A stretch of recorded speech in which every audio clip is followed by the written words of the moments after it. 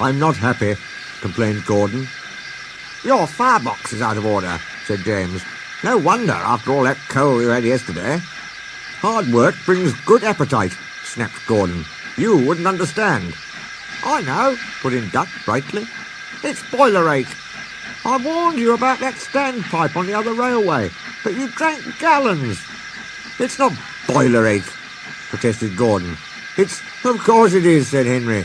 That water's bad. It furs up your tubes. Your boiler must be full of sludge. Have a good washout. Then you'll feel a different engine. Don't be vulgar, said Gordon huffily.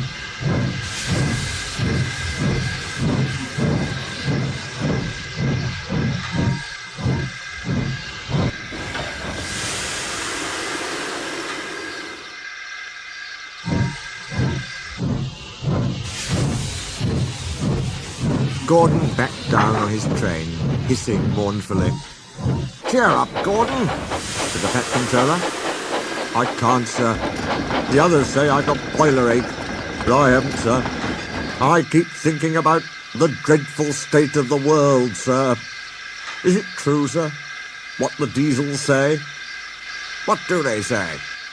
They boast that they've abolished steam, sir.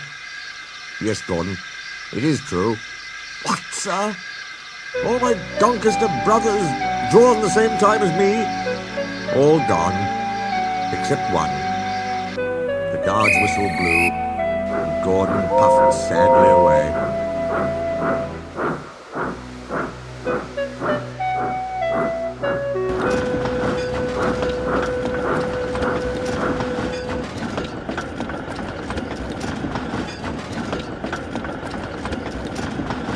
Poor old Gordon, said the Fat Controller. If only we could. Yes, I'll ask his owner at once. He hurried away. Arrangements took time, but one evening Gordon's driver ran back excited. Wake up, Gordon! The Fat Controller's given you a surprise. Look! Gordon could hardly believe it. Backing towards him were two massive green tenders, and their engine shape was very like his own. It's Flying Scotsman, he gasped. The Fat Controller's brought him to see me. Oh, thank you, sir. Gordon's toot of joy was drowned by Flying Scotsman, and he drew happily alongside. Next day, the two engines were photographed side by side. You've changed a lot, smiled Flying Scotsman. I had a rebuild at Crewe. They didn't do a proper Doncaster job, of course, but it serves. I had a rebuild, too, and looked hideous. But my owner said I was an extra special engine and made them give me back my proper shape.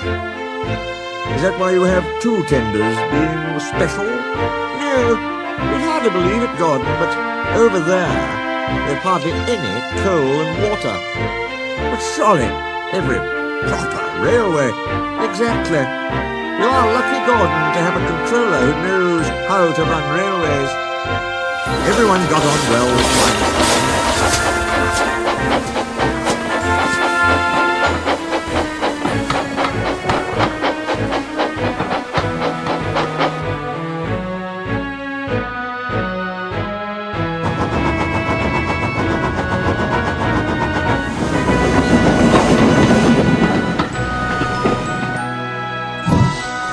Except Henry.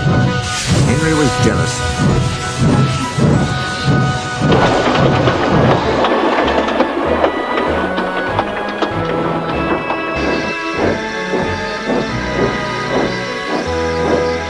Tenders are marks of distinction, he complained. Everybody knows that.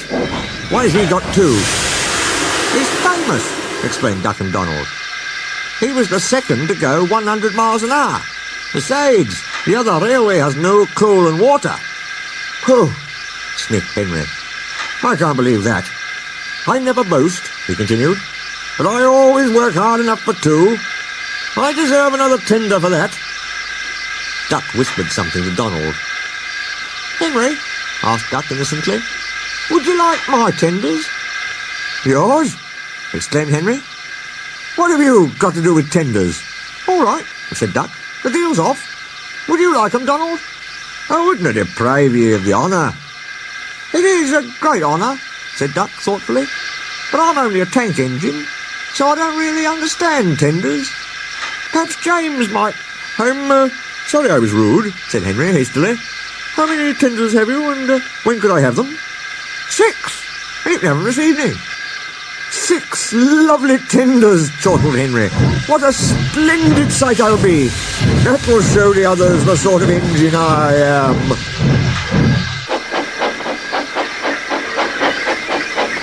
Henry was excited.